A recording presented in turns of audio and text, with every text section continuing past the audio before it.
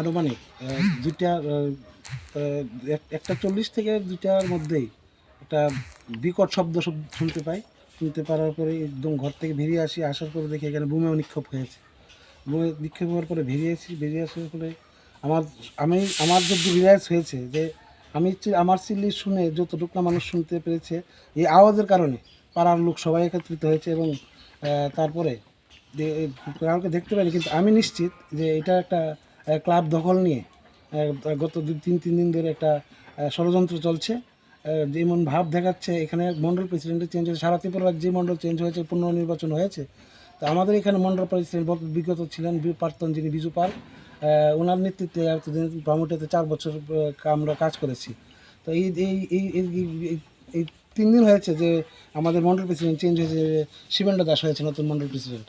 উনি মণ্ডল প্রেসিডেন্ট হওয়ার সাথে সাথেই এখানে কাজলদের নেতৃত্বে একদল গ্রুপ এখানে একটা ক্লাব দখল নিয়ে যেন মনে হচ্ছে যে পার্টির পরিবর্তন হয়ে গেছে। এখানে মণ্ডল প্রেসিডেন্টের পরিবর্তন হয়নি, যে পার্টির পরিবর্তন হয়ে গেছে। এখন যে কোনো মূল্যেই ক্লাব দখল নিতে হবে।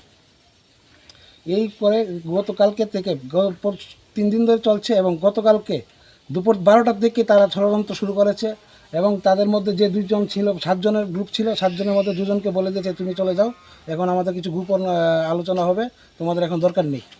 হ্যাঁ, এই বলে তাদেরকে ঘর থেকে বের করে দিয়েছে। তারপরে কালকে সারাদিন তো যেভাবে গিয়েছে এবং মণ্ডল প্রেসিডেন্ট হওয়ার পরে এলাকাতে সারা বামুটাতে কোনো জায়গায় কোনো এমন কোনো কিছু শুনতে পাইনি আমরা। কিন্তু দেখা গেছে এই যে উত্তর রামনগর এবং 34 নম্বর বুথ এবং আমি শক্তি কেন্দ্রের ইনচার্জ 10 নম্বর শক্তি উৎপল দাস মণ্ডলের সদস্য ছিলাম এবং ক্লাবের সেক্রেটারি, এই এলাকাটা জুড়ে এমন একটা ত্রাস সৃষ্টি করছে যে মনে হচ্ছে যে পার্টি চেঞ্জ হয়ে গেছে এবং মণ্ডল প্রেসিডেন্ট চেঞ্জ হয়নি, পার্টি চেঞ্জ হয়ে গেছে। এবং কাজলদের নেতৃত্বে এখানে অসম্ভব সন্ত্রাস চালাচ্ছেন সুমন চৌধুরী এবং সমীর সাহা। তারা পার্টির যে কর্মীরা আছে, যারা বর্তমান বুথ কমিটিতে আছে, যে গত কয়েকদিন আগে যে বুথ কমিটি হয়েছে রাজ্য কমিটির থেকে যারা অ্যাপ্রুভাল দিয়েছে, তাদের সদস্যদেরকে বলছে হ্যাঁ এবার কেমনে বাড়ির থাকো দেখিয়ে দেবো মণ্ডল প্রেসিডেন্ট আমাদের।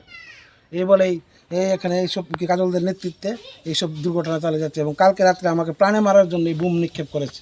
হয়তো বা আরেকটু দূরে যদি পড়তে, হয়তো আমার এই যে আপনারা দেখতে পাচ্ছেন যে আমার ঘরে একদম কাছে রান্নাঘরে, ঘরের ভিতরে 2টা সিলিন্ডার যদি ব্রাস্ট হতো তো আমাদেরকে তো আমি তো যেতাম আমার পার্শ্ববর্তী বাড়িঘর কী হতো। এরা তো এমন হিংস্র হয়ে গেছে যে মনে হচ্ছে যে তাদের আর কিচ্ছু দরকার নেই, শুধু ক্ষমতারই দরকার। এই আর কি আর বলবো, আপনারা আপনার মতো